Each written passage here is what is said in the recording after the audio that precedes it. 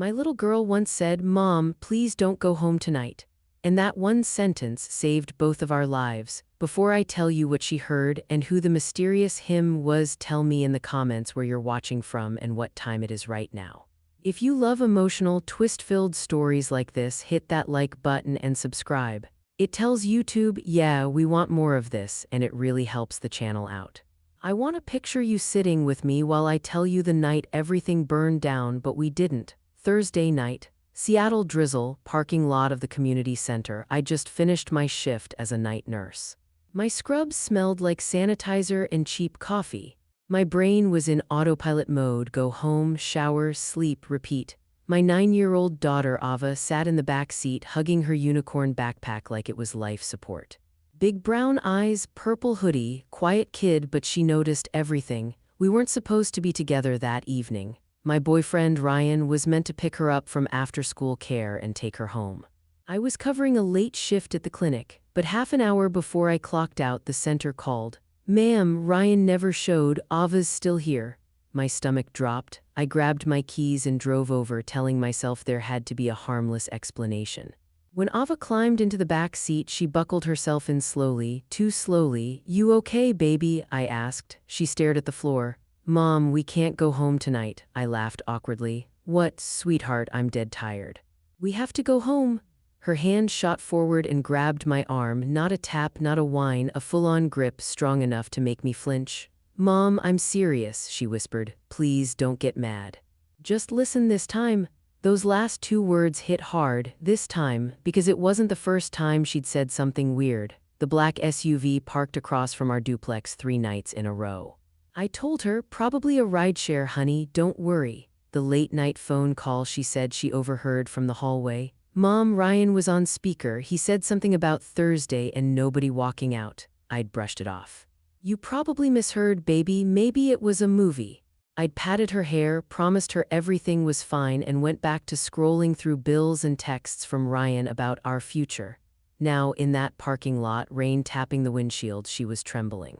"Ava," I said carefully, turning in my seat, "tell me exactly what you heard." Her lips shook. "He came to get me, but he was early." I went to grab my backpack in the hallway. His phone rang. It was on speaker. "A man said, 'You sure she'll be home by 9? We light it and go.'" And Ryan said, her voice cracked, he said, "Yeah, she's always home by then. I'll make sure the kid's knocked out." One night and all my money problems are gone. It felt like the air got sucked out of the car. I wanted to say, "No way, you misunderstood." He wouldn't. I needed that to be true. I'd been with Ryan for 3 years. He helped with groceries. He fixed the leaky sink. He tucked Ava in when I worked nights. He told me I was the best thing that ever happened to him, but Ava's hand was shaking, and she's not a kid who makes up stories. She's the kid who corrects the teacher's math. "Why didn't you tell the staff?" I asked. "I did," she whispered, "but they said adults don't talk like that. They said maybe it was a prank call." "I tried to call you, but your phone went to voicemail." "Yeah, because my phone had died halfway through my shift." Mom of the year, right? I'm a medical assistant. I calculate dosages all day. I read numbers, compare risks. So I did the math in my head right there in the car. Risk: if she's wrong and I believe her, we lose some sleep. I look crazy, embarrassing, sure. Risk: if she's right and I don't believe her, we go home, we go to bed. And we don't wake up. It wasn't even a close call. I put the car in drive. My voice came out small. "Okay," Ava blinked. "Okay what?" "Okay, I believe you." Her whole body sagged with relief. "You do?" "Yeah, baby, I do. And I'm sorry I didn't listen before." A single tear slid off her chin. "So what do we do?" I checked the time. 8:12 p.m. Home was 15 minutes away, a little blue duplex on a quiet street we'd saved 2 years for. I'd painted the door yellow so Ava could always find home. "We're going home," I said, "but we're not going inside." "Mom, we're just gonna watch," I said, "from the street, from the dark. If nothing happens, we laugh about it tomorrow over pancakes. If something does," I swallowed hard, "at least we'll be out here, not in there." So I pulled out of that parking lot, my daughter's hand still wrapped around my arm. Both of us headed toward the house we thought was safe, and the night that proved it wasn't. Our duplex looked totally normal when we turned onto the street. Porch light off, curtains closed, recycling bin knocked over the way we'd left it. I killed the headlights a block early and rolled to a stop under a big maple tree across from the house. We could see our front door perfectly from there, the yellow paint almost glowed in the drizzle. Seatbelt stays on, I told Ava. If anything looks weird, we drive, we don't play hero. Got it? She nodded, eyes locked on the house. Minutes crawled by, 8:30, 8:45. The rain softened to mist. Ava dozed, head against the window, hoodie pulled up. Around 9:40 I was this close to calling it, to saying, see, nothing, let's go inside. Mom's paranoid, maybe we should just go check, I whispered. Just a quick walk through, maybe you misheard, baby, maybe. Mom, her eyes snapped open, please, just a little longer. Please? The way she said it, begging, not whining, made me stay. 9:52. That's when something moved at the end of the street. At first I thought it was just another car looking for a parking spot.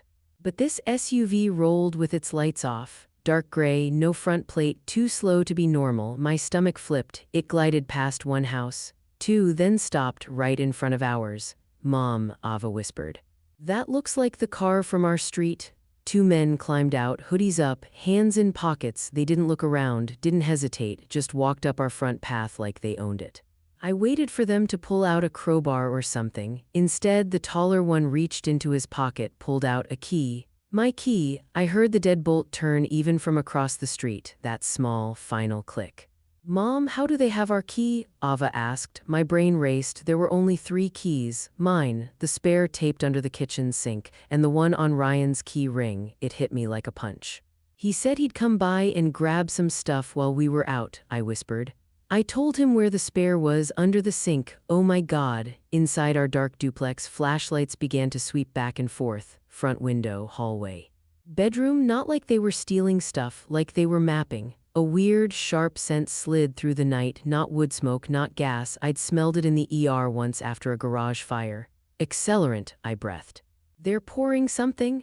The shorter guy stepped back into view, one arm swinging like he was holding a jug. He moved fast, front steps, living room, window, side wall. Mom, what are they doing? Ava's voice was tiny.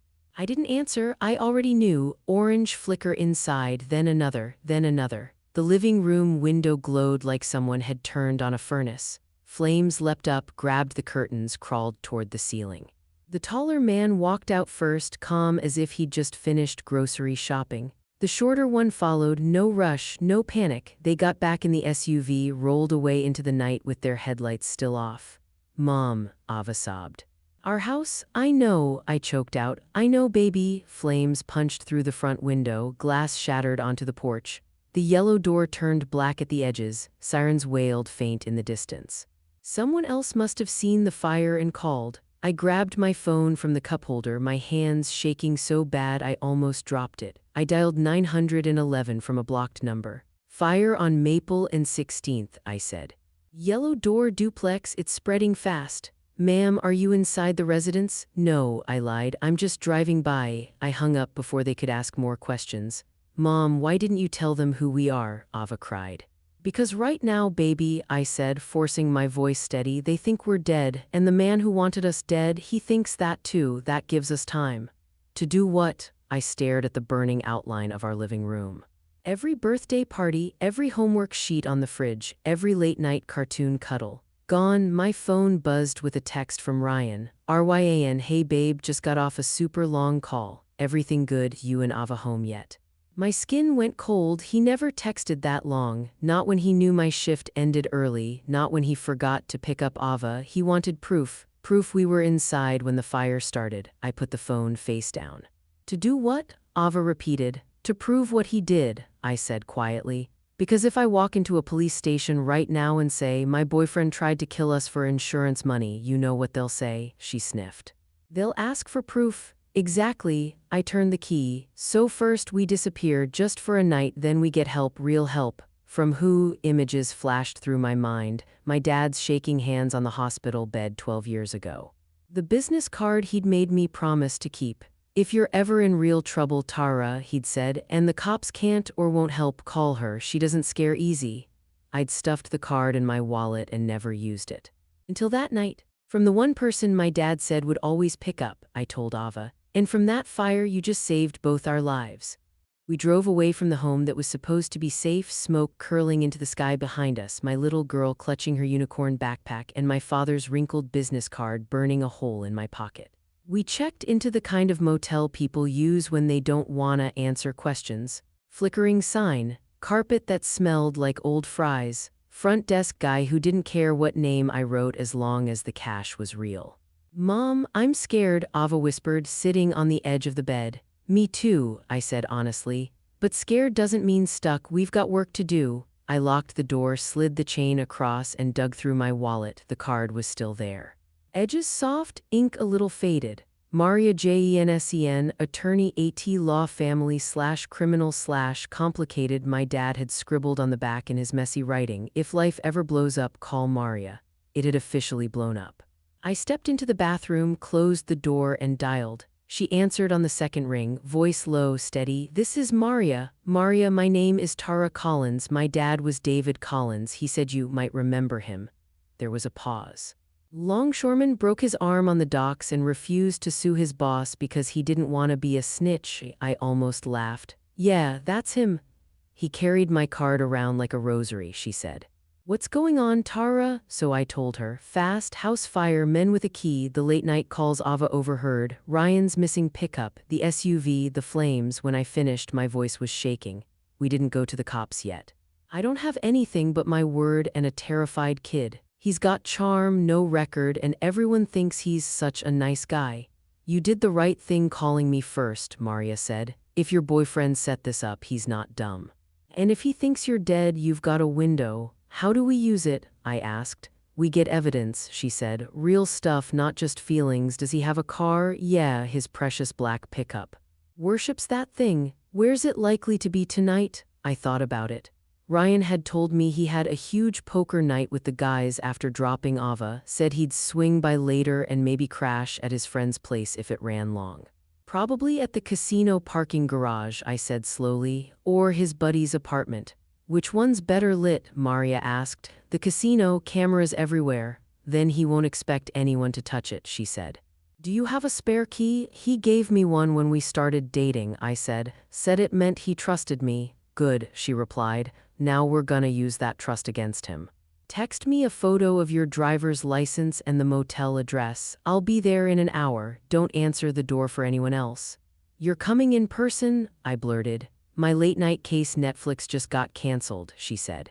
"And your dad once talked me out of quitting law school when I was drowning in debt. I owe him, and by extension, I owe you." When I walked back out, Ava was sitting cross-legged on the bed watching the news. Our street was on the screen.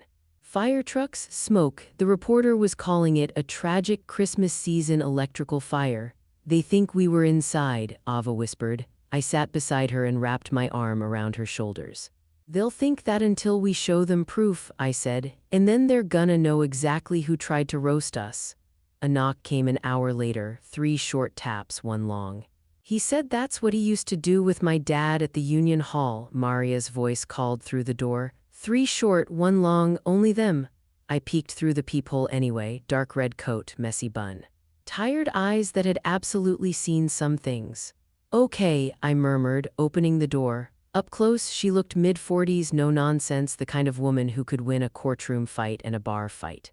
"You must be Ava," she said gently. "I heard you're the reason we're all breathing." Ava's cheeks flushed. "I just listened." "Sweetheart, most grown-ups don't even do that," Maria said.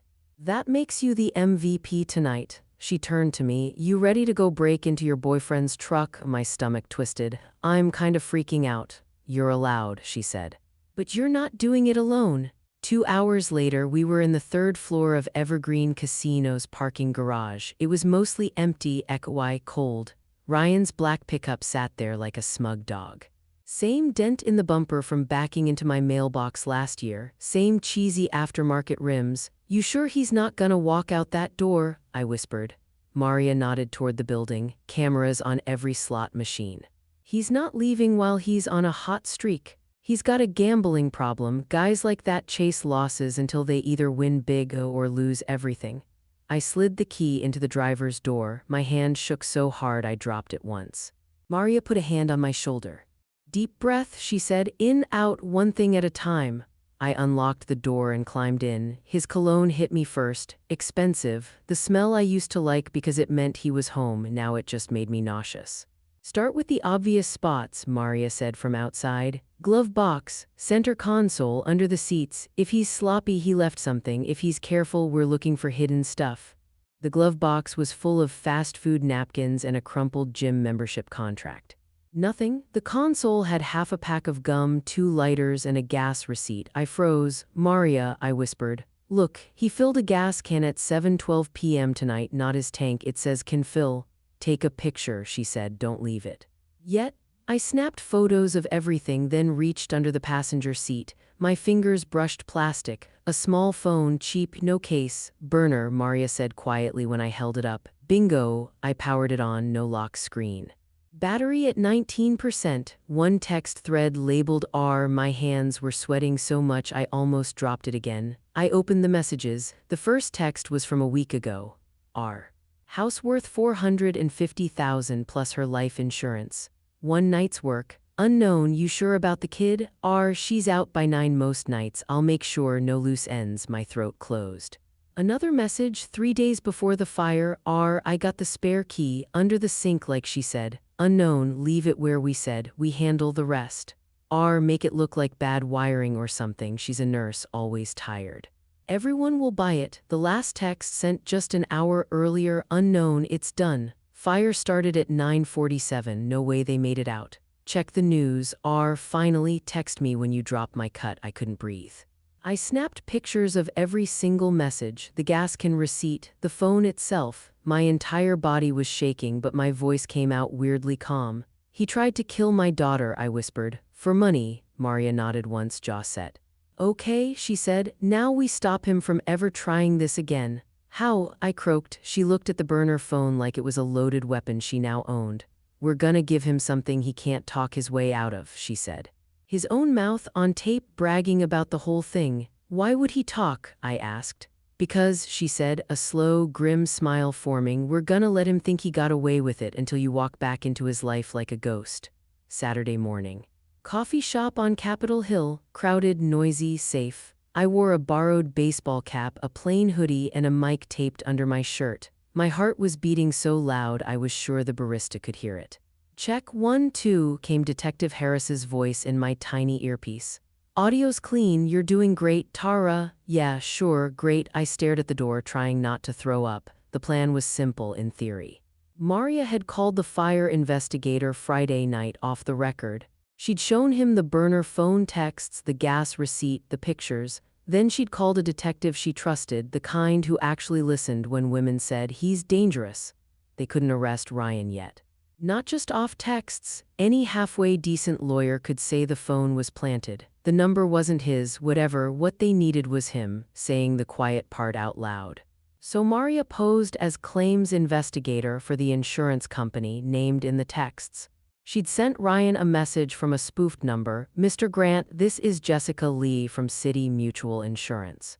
We're fast-tracking your partner's policy due to last night's tragic fire. We do, however, need clarification on some details regarding the house and your relationship. Can you meet me Saturday 10 a.m. Northside Coffee on Pike? He replied in 10 minutes. RYAN, I'll be there. Greedy always answers when money calls. Now at 9:58 a.m. the bell over the coffee shop door tinkled.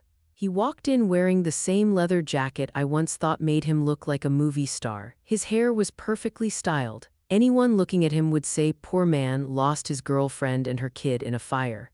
He scanned the room looking for Jessica, then his eyes landed on me. He froze. Tara, he choked. I took off the baseball cap. Surprise, I said, my voice shaking. Miss me? His face went through about 6 stages in 3 seconds. Shock, confusion, fear, anger.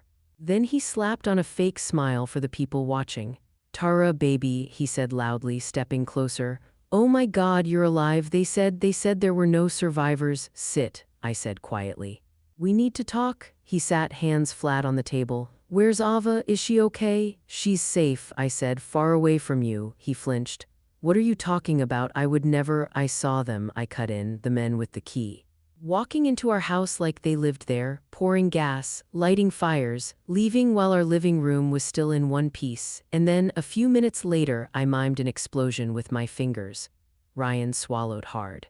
I don't know what you think you saw. I also saw your gas can receipt, I said. And your little burner phone, the one under your truck seat, with all those cute texts about no loose ends and she's always home by 9. His jaw clenched. The coffee shop around us hummed with espresso noises and casual conversation. No one was paying special attention, or so he thought. In reality, there were 3 cops dressed as hipsters holding laptops and lattes, one behind the counter. Maria at a corner table with her phone out pretending to scroll. "You went through my stuff," he hissed. "That's what you're mad about," I laughed bitterly. "You tried to roast me and my kid like we were trash and you're upset I opened your glove box." He leaned in, his voice a low growl. "You have no idea what you're talking about. That could have been anyone's phone." "Yeah," I slid a folded printout across the table. "Then explain why they knew exactly where our spare key was, under the sink behind the trash bags." "The exact place I told you." He stared at the paper. He didn't deny it, didn't push it away. His shoulders sagged just a little. "You don't get it, Tara," he muttered. "I was drowning. I had debts, real ones. These guys aren't the kind you just ghost. I needed an out." "So you picked us," I said. "Me and my daughter." "She's not my kid," he snapped, too loud. A couple at the next table glanced over. He lowered his voice. "You came with baggage. I was trying to fix everyone's problems. I did the math. One night, clean slate, insurance, money, all of us free." "All of us?" My voice shook. "Or just you and your bookie?" He rubbed his temples. "Look, it wasn't supposed to hurt. They said it'd be quick. Smoke, then boom, you'd never know. Better than watching you grind yourself into the ground for pennies. Better than Ava growing up watching you struggle." "I was doing you a favor," something inside me snapped. "A favor?" My voice came out louder than I meant. People looked over. I leaned across the table. "You were gonna burn us alive, Ryan." "For cash? You don't understand how this works," he hissed. "These guys—" "Yeah," I said, "I do, and so does everyone listening." His eyes flicked to my hoodie, to the slight bulge under it. His face went white. "You wired," he whispered. I gave him a tired smile and opened my jacket just enough for him to see the mic. "Congratulations," I said softly. "You just confessed to attempted murder in 4,000 surround sound, dude." "Detective," I said, not breaking eye contact. "You get all that?" Harris's voice came through my earpiece. "Every word, Tara." Ryan shoved back his chair, but 2 guys from the laptop tables stood at the same time. One blocked his path, the other reached inside his flannel and came out with a badge. "Ryan Grant," he said calmly, "Seattle PD, you're under arrest." Ryan spun toward me, eyes wild. "You set me up." "No," I said, standing slowly. "You set yourself up the second you decided my kid was worth less than your debt." The barista took off her apron. "Badge?" Maria stood up, arms folded, eyes cold. They cuffed him right there between the oat milk and the sugar packets while the whole coffee shop watched in stunned silence. As they led him past me, Ryan twisted around. "You would have been rich," he spat. "You and that brat, we could have had everything." "We already do," I said quietly. "We have each other, and we're alive. That's more than you'll have for a long time." He glared at me one last time before they shoved him out the door and into a waiting squad car. My knees almost gave out. Maria caught my arm. "You did it," she said. "You got him." I shook my head. "No, she did." I thought of Ava, safe in the motel room with one of Maria's friends, watching cartoons and clutching her unicorn backpack. "Little girl told me not to go home," I whispered, and for once I listened. The trial took months. Ryan tried everything. It was a misunderstanding. The texts were jokes. The men misheard me. His lawyer painted him like a stressed-out boyfriend who panicked and said things he didn't mean. But then the prosecutors played the coffee shop recording. Every word. I did the math. One night, clean slate. She's not my kid. I was doing you a favor. The jury didn't buy his jokes. Neither did the judge. He was convicted of attempted murder, conspiracy to commit arson, insurance fraud, and about 3 other things Maria could rattle off that I can never remember. He got 28 years. The 2 guys who actually lit the fire flipped on him, took plea deals, admitted he gave them the key, the layout, the schedule, admitted they were told kids should be asleep by 9. Hearing that in court, yeah. That one almost made me throw up. Ava testified too, tiny in that big wooden witness box, holding a stress ball the therapist gave her, telling the jury in her small, steady voice about the phone call she heard on speaker. "Did anyone believe you at first?" the prosecutor asked. Ava glanced at me, then back at him. "No," she said, "not until my mom did." My heart cracked and healed at the same time. After the trial, we didn't go back to Maple Street. The duplex was a charred shell. Insurance gave me enough to pay off the mess and start over, but I couldn't even drive down that block. We moved to a small apartment in a different neighborhood. Top floor, sprinklers, cameras, nothing fancy but cozy. I got a job at a clinic closer to home. Fewer nights, more time with Ava. She started therapy with a counselor who specializes in kids who have been through trauma. They play, they draw, they talk about scary houses and bad grown-ups and safe places. Her nightmares, they still happen, just not every night. Mine too, to be honest. But here's the thing, the fire took our home, the betrayal took our sense of safety, it did not take our future. 3 years later, Ava's 11, taller. Still loves unicorns, but now it's also coding and basketball and drawing comics. She checks the locks every night. I let her. It makes her feel in control. Sometimes she crawls into my bed at 2 a.m. and whispers, "Are we still safe?" And I tell her, "Yeah, baby. We're safe because you spoke up and now I listen." One night we were sitting on our tiny balcony eating pizza straight from the box, city lights blinking in the distance. "Mom," she asked around a mouthful of cheese. "Yeah, do you ever think about him?" She never calls him by name, just him. "Yeah," I said, "sometimes." "Do you hate him?" she asked. I thought about it, about the months I spent shaking every time my phone buzzed. About sitting in court, listening to lawyers describe my life like it was a TV show, about watching his face when the guilty verdict was read. "I don't know if hate is the right word," I said slowly. "I hate what he did. I hate how he made you feel, but I'm trying not to let him live rent-free in my head forever. You know," she nodded. "Miss Carlo at therapy says holding onto hate is like drinking poison and hoping the other person gets sick." I snorted. "She's right, she's expensive, but she's smart." Ava giggled, then got quiet. "I heard about him," she said softly. "What do you mean?" "At school," she said. "One girl said her cousin's in the same prison. Said he walks around acting like he's the victim, says his crazy ex set him up." I rolled my eyes. "Sounds like him." She leaned her head on my shoulder. "I don't care what he tells them," she said. "I know what I heard. I know what I saw, and I know you believed me." I wrapped my arm around her. "I should have believed you sooner," I said. "That's my biggest regret." "You did that night," she said. "That's what matters." She was right. Look, if you're still listening to this grandpa-style story right now, here's what I need you to hear. I missed a lot of red flags, the weird calls, the money secrets, the way he got weird when I talked about updating my will. I told myself he's stressed, times are hard, he'll chill out. I told myself Ava's just anxious, kids worry, she's overreacting. I told myself he loves us, he wouldn't. I was wrong, this story isn't to freak you out. It's to wake you up. If your gut is quietly screaming that something's off, listen. If your kid tells you they heard something that doesn't feel right, listen harder. If someone you love starts treating you like a paycheck instead of a person, pay attention. Systems don't fail out of nowhere, there are always little cracks first. Relationships are the same way, a missed call here, a cold shoulder there, a joke about how you're worth more dead than alive. Those aren't nothing. Those are data points. My little girl warned me, "Mom, don't go home tonight, please." She saved our lives because she trusted her own instincts when I'd stopped trusting mine. So let me ask you, is there someone in your life you've been making excuses for? Someone who never shows up when it counts? Someone your gut doesn't trust, even if your heart really wants to? You deserve better than maybe love and half effort.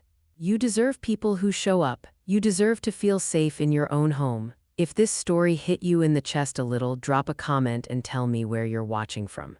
Tell me if you've ever ignored a red flag or if someone small and brave in your life saved you by speaking up. Hit subscribe if you want more real stories with real lessons, and share this with someone who needs a little nudge to trust their gut.